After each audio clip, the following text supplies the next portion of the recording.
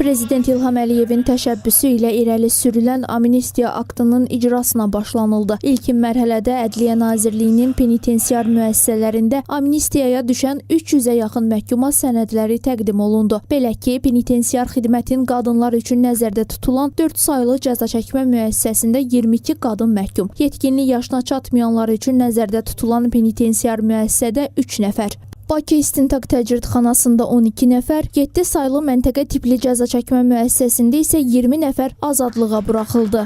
Amnistiya aktının icrası prosesi 4 ay müddətində davam edəcək və azadlığa buraxılan şəxslər 4 ay boyunca tədricən azadlıqlarına qovuşacaqlar və bu gün səhər saatlarından etibarən qadınlar üçün nəzərdə tutulan 4 saylı cəza çəkmə müəssisəsində artıq 22 nəfər qadın öz azadlığına qovuşub. Cənab Prezidentimiz İlham Əliyevə və onun xanımı Mehriban xanıma təşəkkür edirəm ki, bugün bizə bu gözəl şansı verdi və buradan çöldə azad olan xanımlarımıza, bəylərimizə demək istəyirəm ki, azadlığımızın qədrini bilin. Azadlıq heç bir şeylə əvəz olunmazdır. 5 ay 26 gün ümumi cəza müddətim var idi. Yarım müddətini çəkmişəm, yarım müddətini isə amnistiya qərarına görə azadlığa buraxılıram bu günü. Azadlığın qədrini bilib cinayətdən uzaq olmaq lazımdır. Həyatda düzgün addımlar, düzgün seçimlər atmaq lazımdır ki, nəticəsi faydalı olsun. Azadlığa çıxmağı düşünmək belə gözəl hissi qalmışdı ki, azadlığın özü olsun. Cənab İlham Əliyevə öz təşəkkürümü bildirirəm.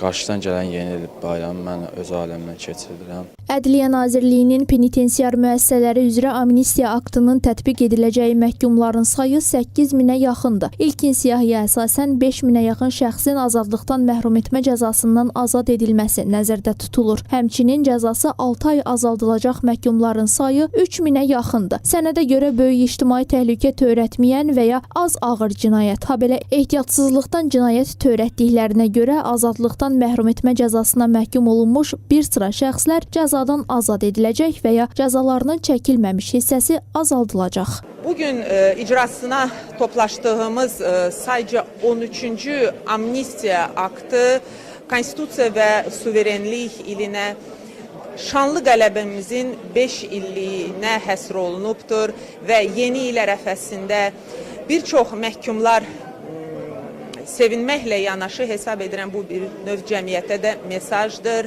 mənəvi və tərbiyəvi əhəmiyyət kəsb edən bir mesajdır. Xatırladaq ki, amnistiya aktının elan edilməsi təşəbbüsü ilə Prezident İlham Əliyev çıxış edib. Bu təşəbbüs əsasında Milli Məclis amnistiya elan edilməsi ilə bağlı qərar qəbul edib.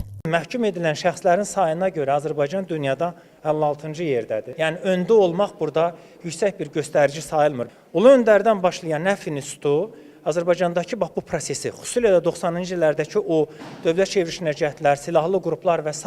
ki, o cinayət törədənlərin hamısını azadlığına qovuşturmaqla artıq dövlətimiz öz iradəsini və möhkəmliyini göstərir. Yəni biz əhv edirik, cəmiyyətə bu mesaj verilir. O təkcə buradan çıxacaq o 20 min insanın sevinməsi hadisəsi deyil.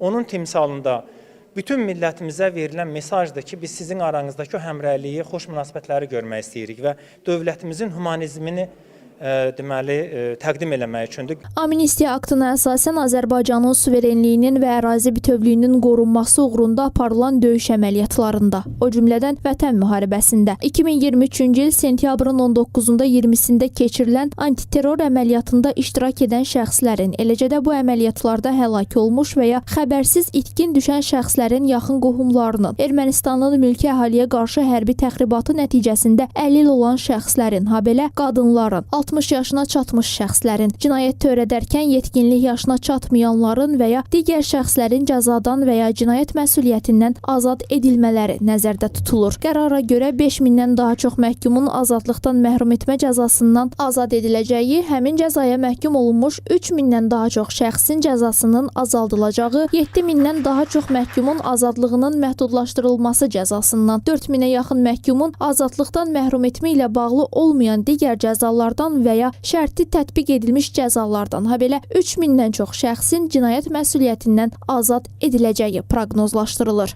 Amnistiya aktının ümumilikdə 20 mindən çox şəxsə şamil ediləcəyi gözlənilir.